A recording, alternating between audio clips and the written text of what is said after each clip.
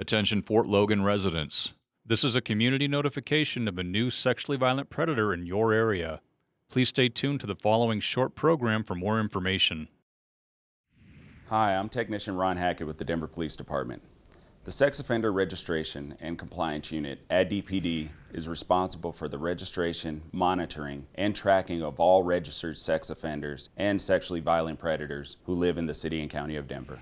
Here's a brief history of sex offender legislation in Colorado. Our state laws trickle down from federal government mandates. In 1994, we had the Jacob Wetterling Act, which mandated that states would establish a sex offender list. Megan's Law of 1996 said that the public would have access to those sex offender registration lists. The Pam Lichner Act of 1996 stated that some offenders might have to have lifetime registrations. And the Adam Walsh Act of 2006 unified sex offender laws across the country.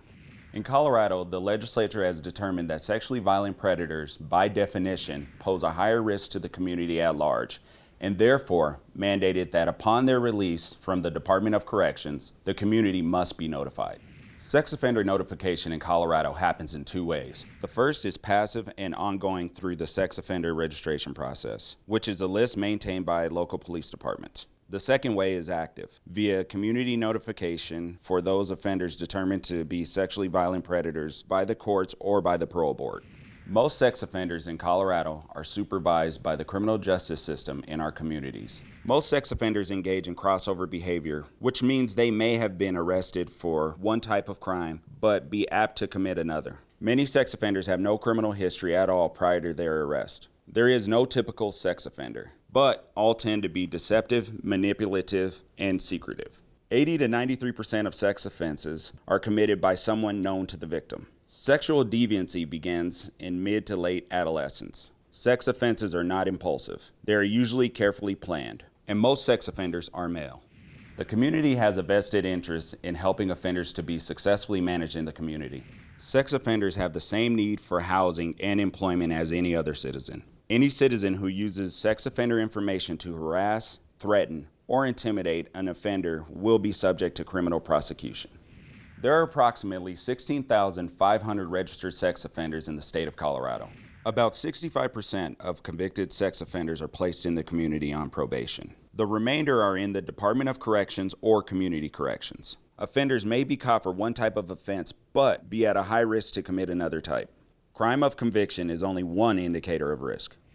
A sexually violent predator must register with the Denver Police Department Sex Offender Registration Unit every 3 months for the rest of their life. The offender's residence must be verified quarterly by the Denver Police Department. The full sex offender registration list is available by calling the Denver Police Department Identification Bureau at 720-913-6756. Convicted felons and those with multiple convictions are posted online at denvergov.org/police.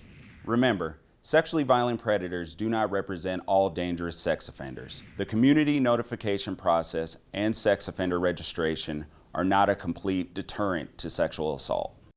Now, here's a look at the newest sexually violent predator living in Denver. Here's an overview of the registered sex offenders currently living in Denver. There are 2,424 total living within city limits. In Denver Police District 4, there are 445. Precinct 423 has 113 registered sex offenders. Of those, 87 have felony convictions and 26 have misdemeanor convictions. Brian David Crouser is a sexually violent predator currently living in Denver. He's 44 years old and was born on January 25, 1981. He's a white male, 5 feet 10 inches tall, 235 pounds, with brown hair and gray eyes. He's currently living at 4599 South Lowell Boulevard, Unit C, in the Fort Logan neighborhood of Denver. Schools located within 1 mile of this offender: Fort Logan Northgate at 4000 South Lowell Boulevard, Sheridan Administration Building and Sheridan Early Childhood Center, both at 4100 South Hazel Court, Kaiser Elementary at 4500 South Quitman Street, Alice Terry Elementary at 4485 South Irving Street, Sheridan High School at 3201 West Oxford Avenue. Parks located within 1 mile of this offender: Pinehurst Park, Bomar Heights Park. Bus routes located within 1 mile of this offender: Route 36 South Federal Boulevard, Route 51 South Sheridan Boulevard and West Oxford Avenue. A brief history of sex offense-related convictions for this offender. Indecent liberties and second-degree child sexual abuse with aggravated circumstance, aggravated sexual battery. He's currently on parole and last registered with the Denver Police Department on July 2, 2025, to 4599 South Lowell Boulevard, Unit C in the Fort Logan neighborhood of Denver.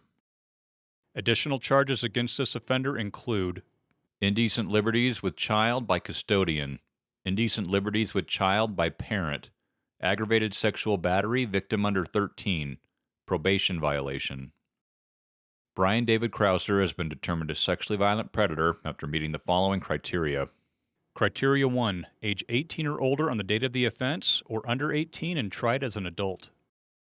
The offender was age 28 at the time of the offense. Criteria 2. The crime must have been committed on or after July 1, 1997 and convicted on or after July 1, 1999. Crimes include sexual assault, felony unlawful sexual contact, sexual assault on a child by a person in a position of trust. The offender was convicted on September 8, 2011 for indecent liberties and second-degree child sexual abuse with aggravated circumstance, aggravated sexual battery. Criteria 3. The relationship to the victim was one of the following. Victim was a stranger to the offender, or the offender established or promoted a relationship with the victim primarily for the purpose of sexual victimization. The 12-year-old female victim was known to the offender. Criteria 4. Positive results or the passing of a risk assessment instrument administered by probation parole staff and a qualified treatment evaluator.